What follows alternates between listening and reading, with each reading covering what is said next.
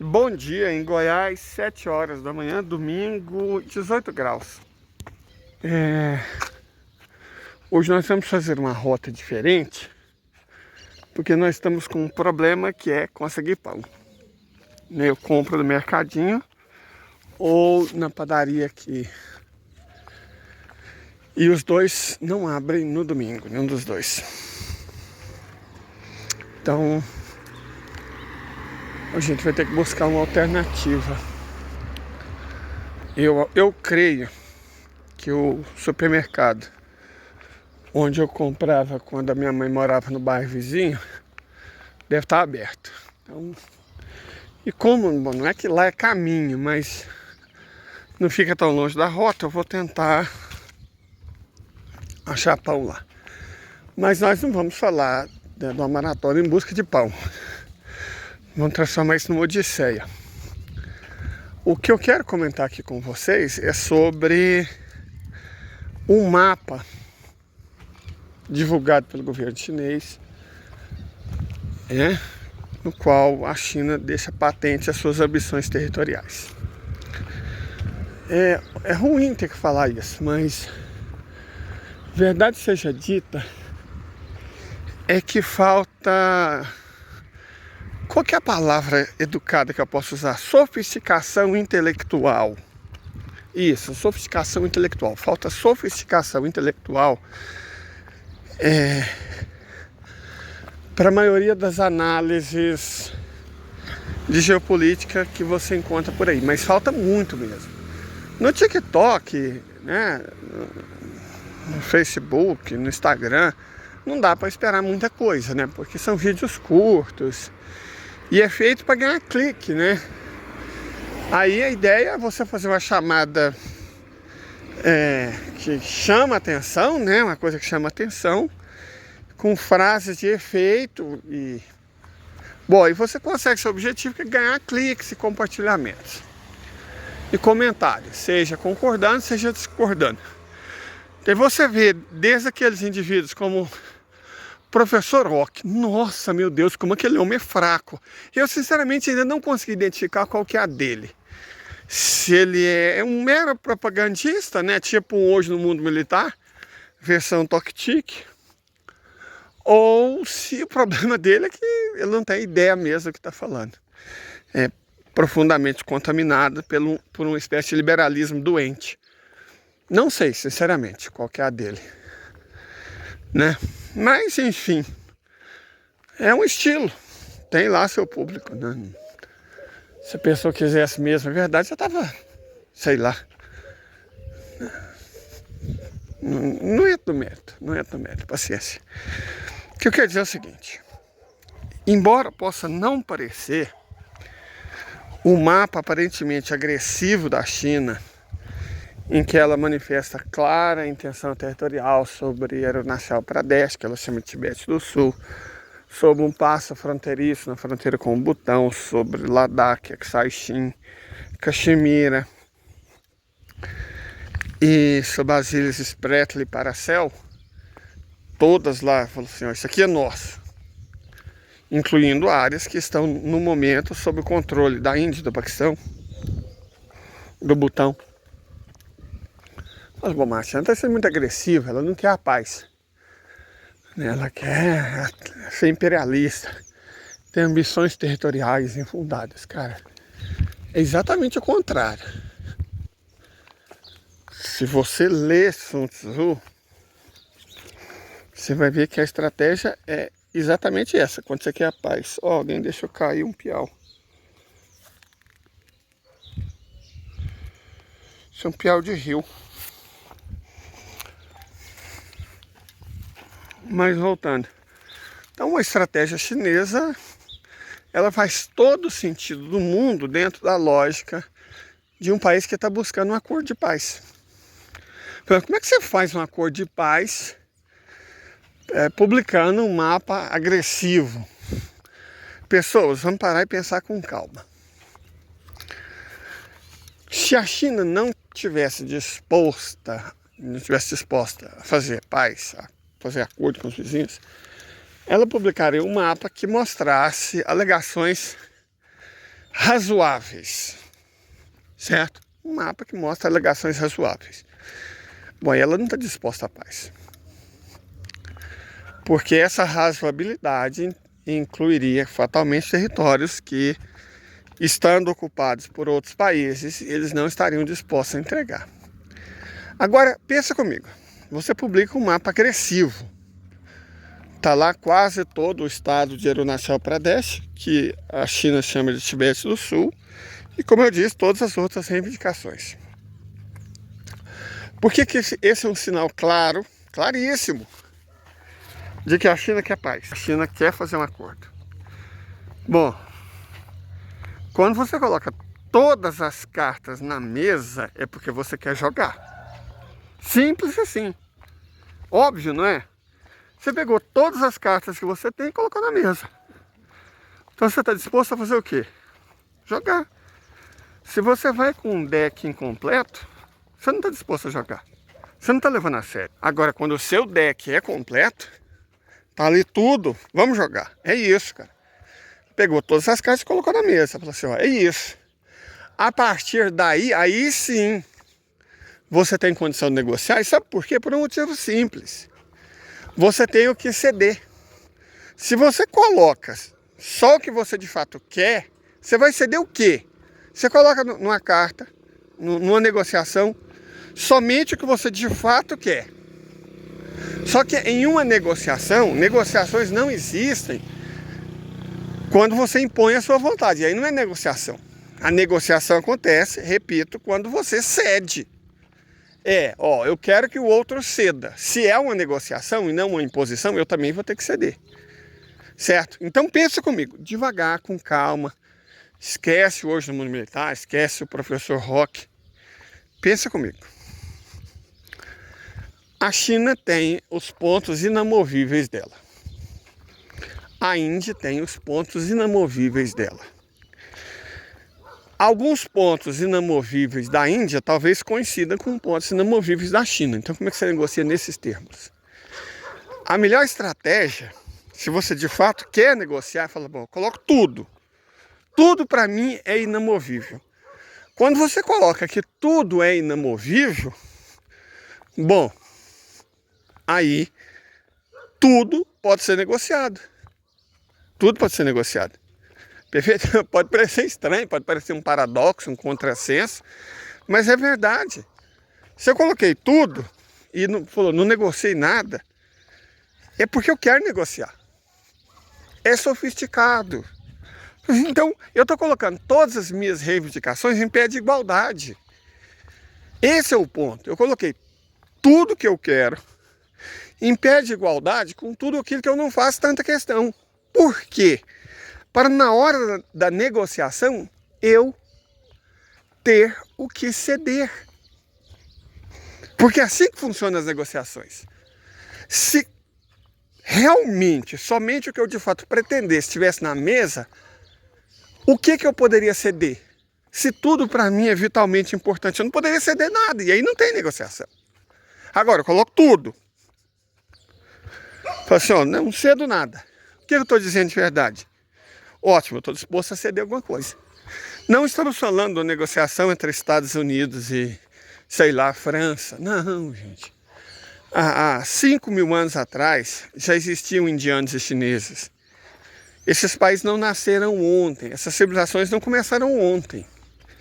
Certo? Elas são muito antigas e se conhecem. Então é óbvio, nesse sentido, que aquela condição básica que Sun Tzu levanta, conheça-se e você ganha 50% das batalhas. Conheça o seu inimigo e você ganha 50% das batalhas. Conheça-se muito e aos seus inimigos e você ganha 100% das batalhas. Está posta aqui, essa é a condição básica. É óbvio que a China sabe como a Índia negocia. E é evidente que a Índia sabe como a China negocia. Eles são vizinhos há milhares de anos. Não é relação reitera que começou ontem, né? Não é um país, cara, em 1783, quando os Estados Unidos conquistaram a independência, a China já tinha cidade de 6.000 anos. Não estamos falando desse, né? Por favor, gente, é outro nível. é outro nível. E é claro que a diplomacia indiana sabe como funciona a diplomacia chinesa. E vice-versa, a diplomacia chinesa sabe como funciona a diplomacia indiana. Tá tudo sussa. Certo? Tem o jogo de relações públicas e tem o jogo real, entre quatro paredes. No jogo de relações públicas, a China falou, eu quero tudo. E aí a Índia fala, isso é inaceitável. Mas o que eles estão dizendo? Fala assim, eu estou disposto a negociar. E a Índia, beleza, vamos começar. Vamos lá. Vou colocar um mapa aqui para vocês verem o cerne da disputa entre Índia e China. São dois. A região de Ladakh, Aksai Chin e Caxemira, mais a oeste, né, no sudoeste do Tibete, e a região do Tibete do Sul, ou Arunachal Pradesh, no sudeste do Tibete. Então, o cerne da discussão é o Tibete. Sobre isso eu vou ter que falar algumas coisas. Eu confesso que me espantei com uma leitura, eu diria um quanto superficial da posição chinesa. Aparentemente, muitas pessoas estão vendo a atitude da China como hostil, ao mostrar um mapa em que as fronteiras estão, na palavra dessas pessoas, redesenhadas. Estão incorporando áreas do Aksai Chin, do Ladakh e do Tibete do Sul, que a Índia chama de Arunachal Pradesh, além das ilhas Spratly e Paracel. Eu vou falar uma coisa para vocês, a China está corretíssima, se ela quer estabelecer a paz, ela está muito correta. Mas como assim? Ela estabelecer a paz sendo hostil? Ela não está sendo hostil, ela está estabelecendo um ponto para negociar. A partir daí ela pode negociar, sem isso não. A gente retirou da Wikipédia em português, mas conferimos os documentos, que diz o seguinte sobre a fronteira sino-indiana, especificamente na região de Arunachal Pradesh. A China recusa a validade do tratado sob o argumento de que o Tibete não era um estado soberano na época em que a convenção foi celebrada, o que faz muito sentido, né? A partir de 1910, o governo britânico passou a tratar o Tibete como estado independente de fato, que ele nunca foi, né? Pelo menos não naquela época. Os sucessivos governos chineses, desde então, ressaltam que nenhum governo soberano jamais reconhece a Declaração de Independência de Lhasa em 1913 e, por conseguinte, Beijing, né, não considera a linha McMahon como fronteira. Os mapas chineses consideram territórios de cerca de 145.039 km² ao sul da linha como chinês, chamando de Tibete do Sul, enquanto que a Índia considera parte da província de Arunachal Pradesh. Tropas chinesas ocuparam aquela área por um breve período durante a Guerra Sino-Indiana de 1962 a 1963, mas atualmente a região é ocupada pela Índia. A linha McMahon, especificamente, é uma linha de demarcação no mapa anexado à Convenção de Simla, ou Shimla, que foi um tratado entre o Reino Unido e o Tibete, celebrado em 1914. Recebe o nome do Sir Henry McMahon, secretário de Exterior da Índia Britânica e negociador-chefe britânico da Convenção. Esse é um mapa que mostra a região disputada em vermelho. Não corresponde a toda a província, o estado de Arunachal Pradesh, mas é uma parte, o norte dela, certo? Em vermelho são os principais pontos da disputa entre os dois países. Há muitos desses pontos de disputa ao longo da fronteira. E a maioria dá para ser resolvido com um pouco de bom senso, não são coisas assim inamovíveis. Dá para sentar e negociar. Por isso que a China, na prática, fez questão de abrir as negociações. Pronto. Mestre Leidre explicou um pouco da situação, para vocês verem o que acontece, né? Vocês verem o que acontece, o que aconteceu no passado e por que o problema existe hoje. Ok. Do ponto de vista chinês, acaba que o Aksai Chin não é negociável. De fato, não é negociável. O Aksai Chin é chinês. restante do Ladakh dá para negociar. Não faz falta, né? Já que Saixin enriquece em terras raras. E historicamente é chinês. Então, isso a China não vai entregar para a Índia. Ok.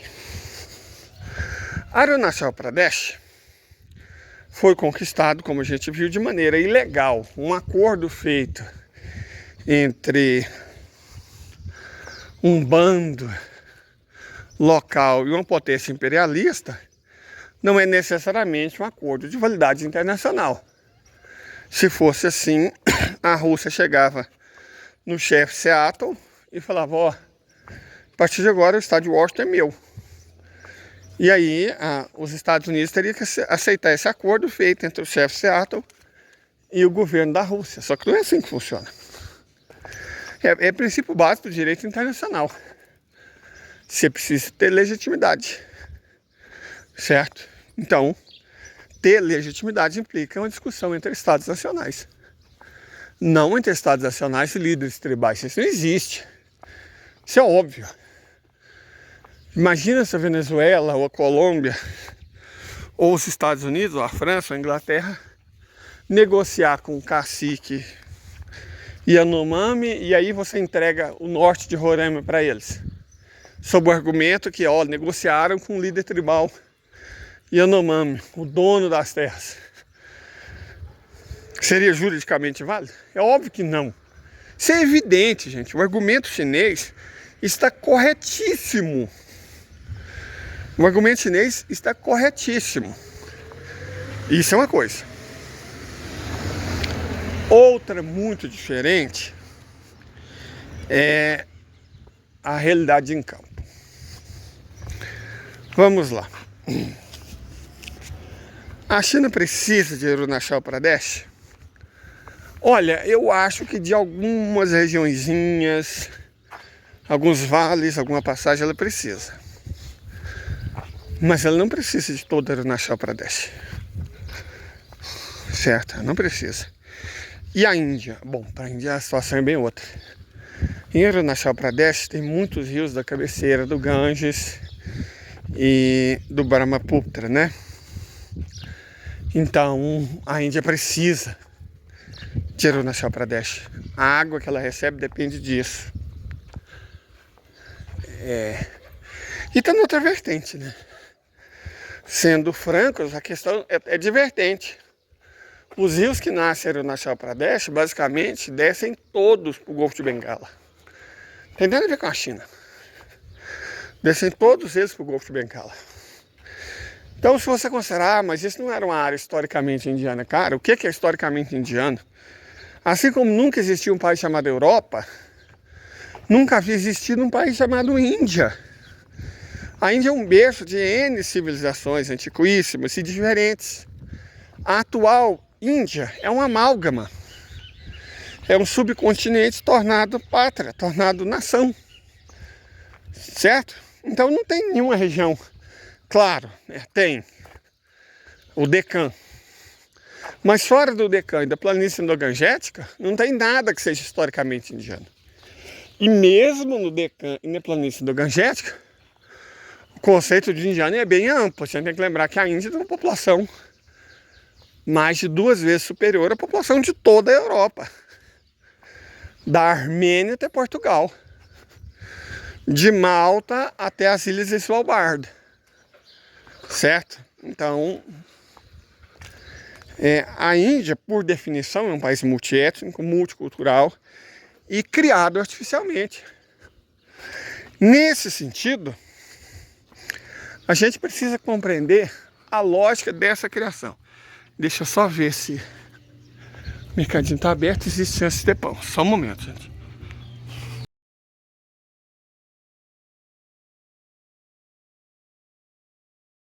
Conseguimos os pães. Como a minha mãe falou também que é alface, eu vou ver se eu acho aqui. Antes da gente voltar ao assunto, deixa eu contar um segredo aí pra vocês. Nessa frutaria, eles pegam as bananas despencadas e vendem por R$2 a baciada.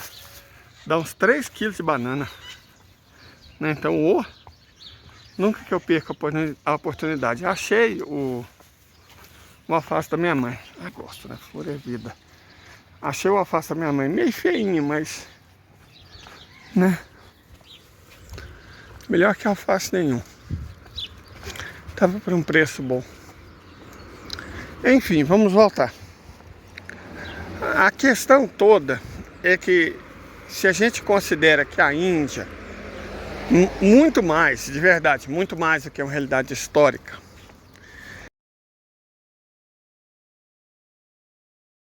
é uma realidade geográfica, a Índia, cara, é um país no sentido francês da expressão, P-A-Y-S, país no sentido francês da expressão, uma região geográfica.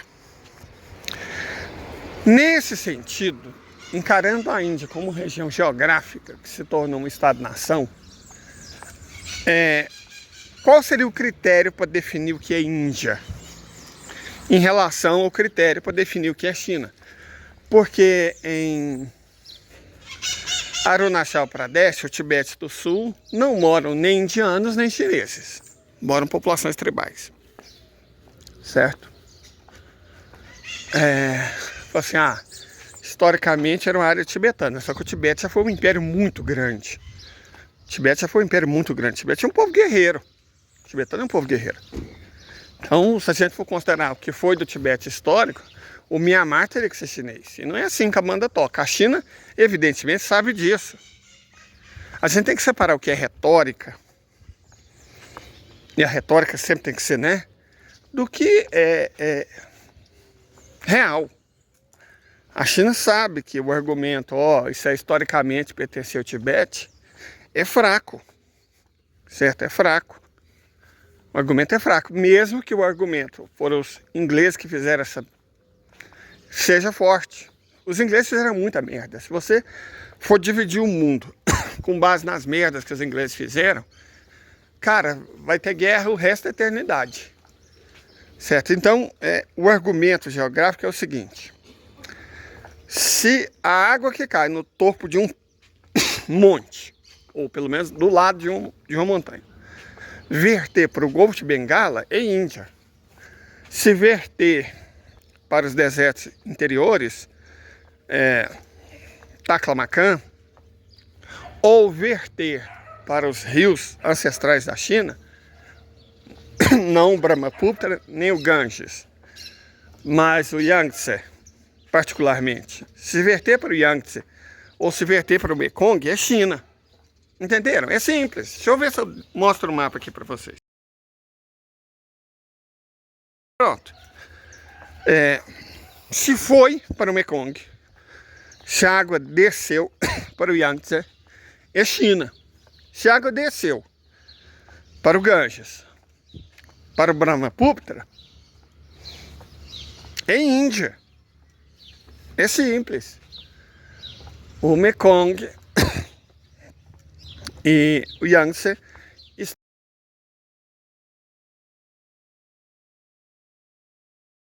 estão na vertente do Pacífico. O Ganges e o Brahmaputra estão na vertente do Índico. Então, pelo argumento geográfico, dá para você resolver muita encrenca ao longo dessa fronteira.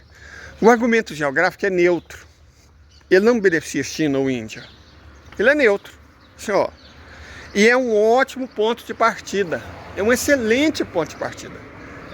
Certo? Ele favorece muito a Índia nessas reivindicações específicas. Mas ele não prejudica a China. Certo? Às vezes, durante uma negociação, esse é o ponto. Não é só quem ganha. É quem não tem prejuízo. Que prejuízo a China teria? Não teria prejuízo nenhum. Ela não perderia nenhuma das áreas que ela já ocupa. E talvez ganhasse, sei lá, uns 2 ou 3 lagos, 2 montanhas, meio morro. Tá ótimo, tá excelente. Traça-se uma fronteira definitiva, estabelece a paz. A paz é ótima para os negócios. Os chineses são negociantes. Pouca coisa melhor para os negócios do que paz. Vale a pena abrir mão de uma região que dificilmente seria sua por um meio que não há guerra? Claro que vale. Por negócios, pela paz. Eu compro nessa quitanda aqui. O pão de queijo gostoso. Nossa Senhora. Muito bom. Muito bom. Agosto. Comprei 3. Aqui, eu tô comendo. Mas voltando. Então, do ponto de vista geográfico, é um critério muito fácil de explicar para a própria população, que é mais importante no caso da China do que da Índia. A população indiana, como é que eu vou explicar? Ela é muito parecida com a brasileira, ela não é a mais esperta do mundo, né? Na verdade, quando se pesquisa, dá uma googada aí, povos mais imbecis, burros ou trouxas, tronchos, idiotas do mundo. Em qualquer lista, você vai ver 2 países na lista dos 5 piores, a Índia e o Brasil. Claro. É claro que eu amo o Brasil, mas por favor, a gente elegeu o Bolsonaro. Um país que elegeu o Bolsonaro presidente da República, é óbvio que não está entre os mais espertos. Nós acabamos de ter 4 anos de troglotidismo governamental de um ser que queria nos levar para o século XIV ou XV, para o medievalismo e para a Idade das Trevas. Terrível. Foi uma tentativa de retrocesso. Por quê? Porque é um burro, idiota, insano, que não se garante no cérebro, na mente, na inteligência, na cultura, no argumento, no diálogo, e quer impor na força. É exército, é a manifestação bruta, é qualquer outra coisa desse tipo. A inteligência é um perigo, a ciência é um perigo, a cultura é um perigo, a educação é um devaneio. Mesmo considerando que são 206, faz sentido estar entre os 5 mais burros, porque eleger Bolsonaro, eleger Tarcísio, por favor, né, gente, vamos ser honestos aqui. Então, não, está muito longe de ser um país de gente esperta. E a Índia também padece desse mal. Fake news, linchamento ocasionado por fake news. Vocês acham que acontece só na Baixada Santista, só no estado de São Paulo? Não.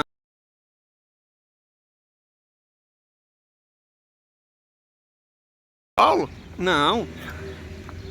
Na Índia, a Índia tem até a versão de pequenas igrejas, grandes negócios. Quer dizer que a Índia tem um equivalente ao evangélico lá? Claro que tem. O hinduísta radical. Nem existia essa figura.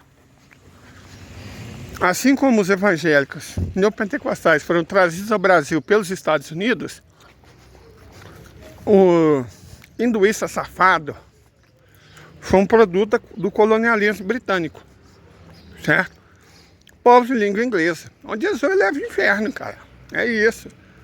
Se um povo de língua inglesa chegou no seu território, o inferno está estabelecido. O dissenso, a desunião, sabe, o roubo. É disso que os britânicos vivem, é disso que os americanos vivem. Então, assim como eles trouxeram para o Brasil na década de 70, antes, né, os primeiros chegaram bem antes, começo do século 20. Mas o fenômeno começa na década de 1970, pela aliança entre crente conservador do sul dos Estados Unidos, né? O pessoal que sustenta a Ku Klux Klan, que sustentou a escravidão, e os governos militares do Brasil. Foi nesse contexto que os crentes chegaram.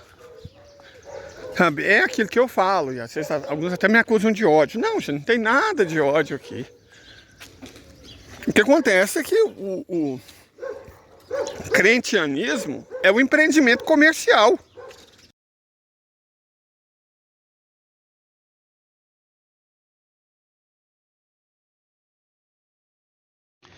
Pequenas igrejas, grandes negócios. Tempos atrás eu fui procurado por um jornalista, um repórter aqui da Serra Gaúcha, para falar sobre a expansão neopentecostal, e o jornalista me perguntou a que se devia o fenômeno do crescimento religioso no Brasil. A minha resposta foi, claro, discordar da pergunta. Eu disse para ele que isso muito pouco tinha a ver com religião. Era muito mais um fenômeno econômico e um fenômeno da comunicação. Tinha só a aparência de fenômeno religioso. As empresas neopentecostais são donas de bancos, de financeiras, de centenas de concessionárias de rádio e de televisão por todo o Brasil. Os seus pastores e seus missionários são grandes empresários e também são influencers digitais com dezenas de milhões de seguidores nas redes sociais. São empreendimentos que têm uma fachada de igreja, de templos, mas que não passam de máquinas de arrecadar dinheiro. Muitos deles são mercadores da fé, que vomitam uma ladainha enganosa que tem formato de culto religioso, mas que não passa de extorsão da boa-fé alheia. O conteúdo das pregações é recheado por uma falsa narrativa que se faz passar por oração e por súplica, mas que não passa de uma ideologia ultraliberal. A teologia da prosperidade nada mais é do que um disfarce religioso para uma ideologia de dominação de corações e mentes, baseada na meritocracia e no empreendedorismo ilusórios. Ouro de tolo, meus caros. Look, these Hindu men forced a Muslim man to pray to a cow. Astaghfirullah, this is ridiculous. Why can't we respect everyone's religion? The worst thing is the police are involved as well. Ya Allah, Allah will deal with you. Please share this and spread awareness, guys. Sabe, é um empreendimento comercial. Essas igrejas não tem nada de cristão. Não pratica cristianismo, eles praticam criptojudaísmo, né? Você pega texto do Velho Testamento, interpreta do jeito que você quiser, com a teologia mais tosca, pobre e oca possível, e cria a sua igreja. Você não precisa nem ser formado, nem precisa ter estudado teologia. Muitos desses pastores são semi-analfabetos, inclusive. Não entendem nada, cara. E aí você engana as pessoas humildes. Na Índia também se faz isso. Certo? Na Índia também se faz isso. E o fenômeno religioso também tem conexão com a direita na Índia, né? Nós vimos que as igrejas evangélicas não são apenas um empreendimento comercial. É um empreendimento comercial de forte viés ideológico, autoritário e golpista. A Bolívia, com os crentes que apoiaram o Janine Áñez, o Peru, com os crentes que apoiaram a golpista de lá, a Argentina, com os crentes que estão apoiando o Milei, são exemplos clássicos disso. Os crentes são de direita e são golpistas, são autoritários, certo? É a natureza deles. Vai falar, você tá... Não, gente, isso é óbvio. Não tem sentimento envolvido, não, isso é fato. Eles são assim. Perfeito, eles são assim. Tanto aqui quanto na Índia. Então, para o Modi explicar que talvez ele tenha que perder um territóriozinho ou outro, ele pode transformar isso numa grande vitória. Porque o indiano, como o brasileiro, é essencialmente burro. Eles acreditam em qualquer coisa. Cara, vocês vão nos comentários aí, você ainda vê gado defendendo o Bozo. A narrativa muda, né? Agora é que o Bozo não está preso, então ele não cometeu roubo. Nós, os brasileiros, que falam, cara, o Bozo é um ladrão. Ele vendeu o país em troca de joia. Certo? Foi isso que ele fez. Ele conseguiu as joias entregando em refinaria. E o gado, nossa, o gado fica apoplético. Não, ele não foi preso, é prova que ele é honesto. Não tem nada contra ele. Gente do céu, a evidência, a prova, o testemunho não significa nada para esses dementes. E esse tipo de gente, evidentemente, também existe na Índia e aos montes. Como eu disse, Brasil e Índia está sempre disputando a Olimpíada Mundial da Burrice.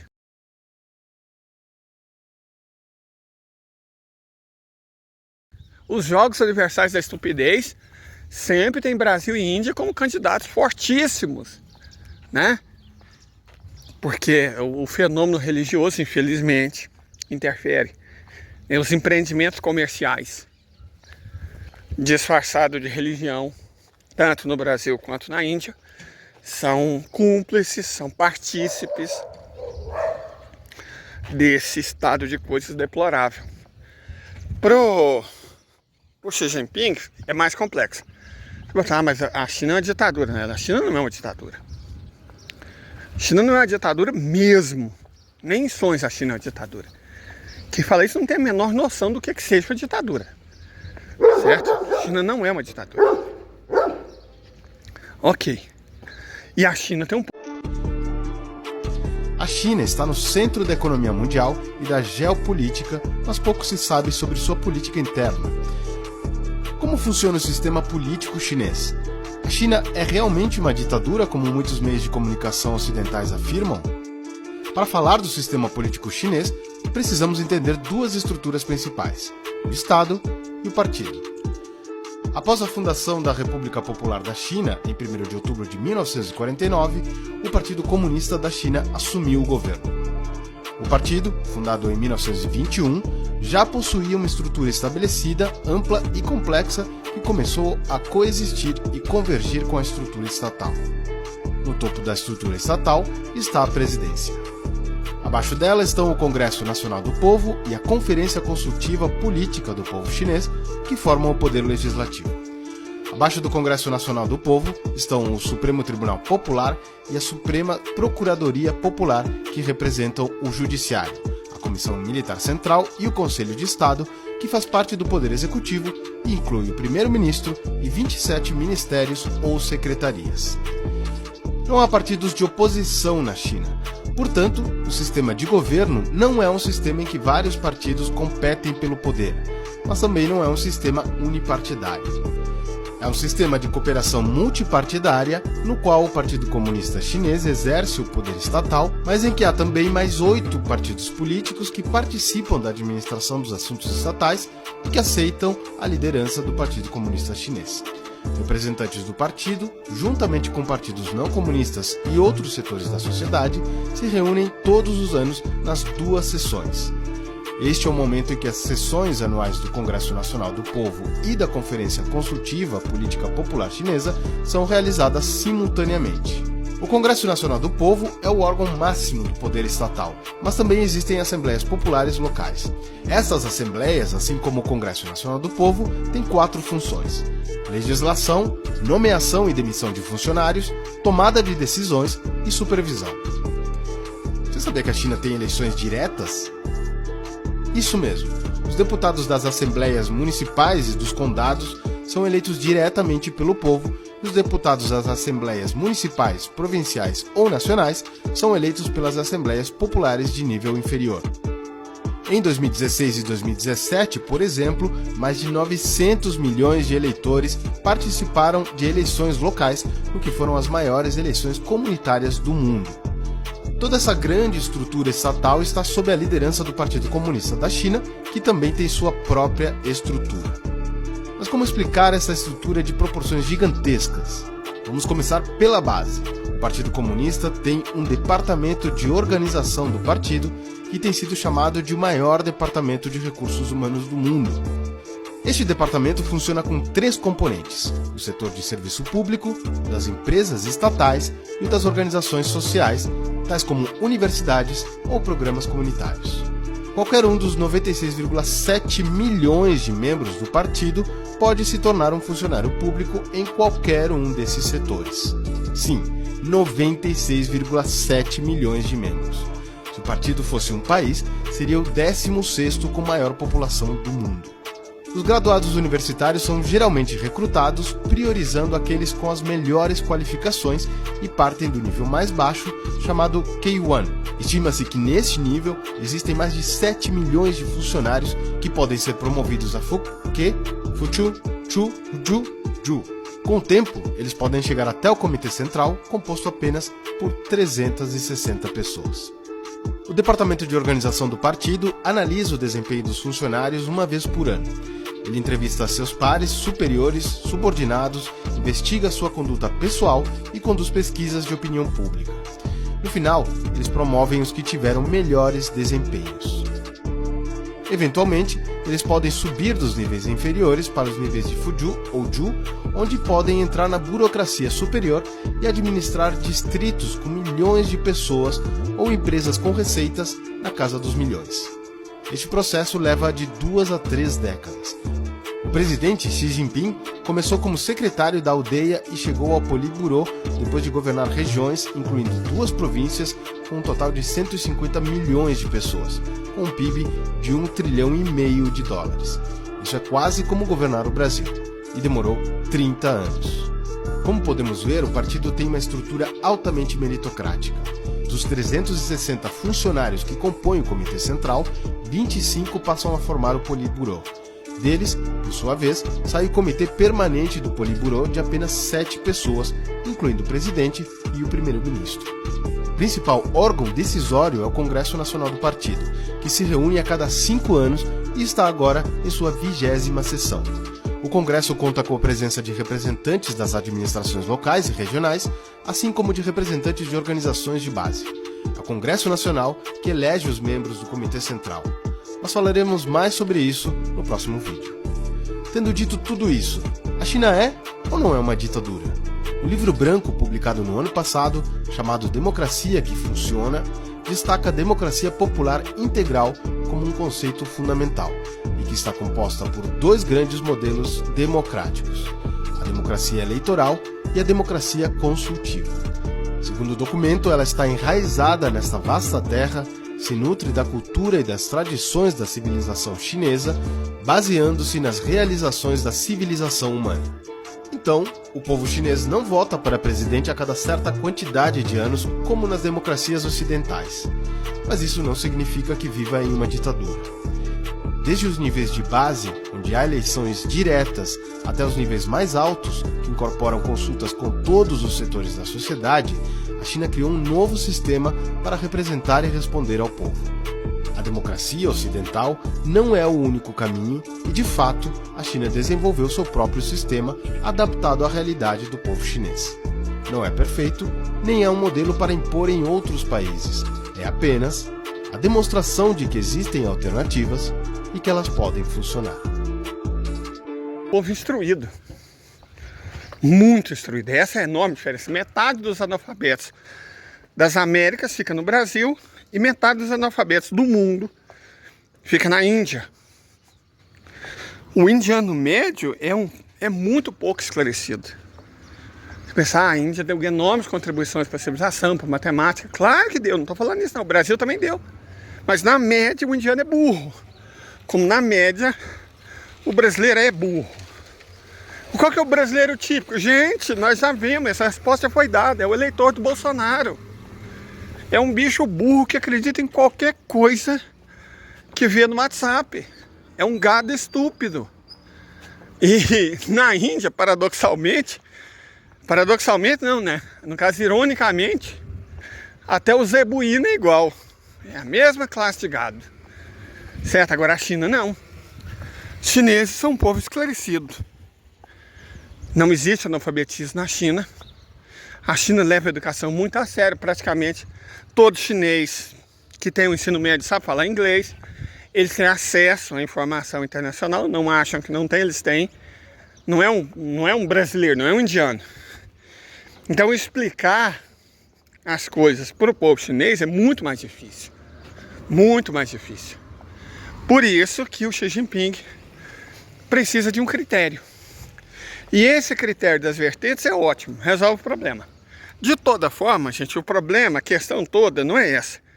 Você tem outros pontos que eu gostaria de levantar e chamar a atenção para eles aqui. A China não quer terra, pedra, né? O Himalaia é pedra. A China não quer pedra, ela quer o Mar do Sul da China. É isso que ela quer mar. É um povo de comerciante, eles não precisam de mais pedra, de mais gelo. Não, eles precisam de mar. Então, eles estão de olho nas ilhas Spratly e Paracel. Eles querem o Mar do Sul da China. Esse, sim, é inegociável, inamovível. Então, o que eles fazem? Abrem mão da reivindicação, que na verdade é boba, para dizer, ó, fizemos uma paz com a Índia. Certo? E outra coisa, ainda tem uma vantagem dupla. A Índia tem umas ilhas chamadas Ilhas Andamã. Deixa eu mostrar aqui para vocês. Essas Ilhas Andamã, elas meio que bloqueiam parte da passagem entre o Mar do Sul da China e o Oceano Índico. E pior, você tem na fronteira entre o Mar do Sul da China, onde passa a maior parte do comércio mundial, e o Oceano Índico, na direção do Mar Vermelho, portanto do Atlântico, no Canal de Suez, você tem esses estreitos, Malaca e Singapura, controlados por nações meio hostis, submetidas ao poder americano. A China resolve esse problema construindo o canal de Kra. Ela vai construir o canal de Kra na Tailândia. Então ela não vai precisar mais dos estreitos de Malacca nem de Singapura. Vai ganhar 2 dias a mais e não precisa mais desses estreitos hostis. Só que o canal de Kra está de frente às Ilhas Andamã. Então a China precisa da paz com a Índia. Certo? E então é provável, e a Índia sabe disso. Os dois ganham. Certo? Fala assim, não, nós abrimos mão da terra, mas queremos o mar. Vocês nos abrem passagem livre, favorece a nossa sorte, nós abrimos passagem livre para vocês também. Nenhum de nós usa mais Singapura ou Malacca. De modo que sai ganhando os dois, sai ganhando inclusive o Vietnã, que também não vai ter que usar mais o Estreito de Singapura e o Estreito de Malacca. E no fim, quem perde? Quem perde? Os idiotas têm que perder, né? Filipinas, Malásia, Singapura. Não são aliados dos Estados Unidos? E eles vão perder. Porque a China não vai ceder uma unidade de 666 metros quadrados, 2/3 de 1.000 metros quadrados. A China não vai ceder um mu do Mar da China Meridional. Mas nem um mu. Não vai ceder um penedo para Filipinas, para Malásia, para porcaria que seja. Ela não vai ceder. Ela quer mar, ela não quer terra. Então ela faz um acordo ultra vantajoso com a Índia, pacifica o Vietnã, fica de boas com a Tailândia, mantém a paz com o Paquistão. E em troca, bom, alguém vai ter que se ferrar, né? Serão os babacas dos aliados dos Estados Unidos naquela região. Malásia, Singapura e Filipinas. Paciência, antes eles do que nós. Até.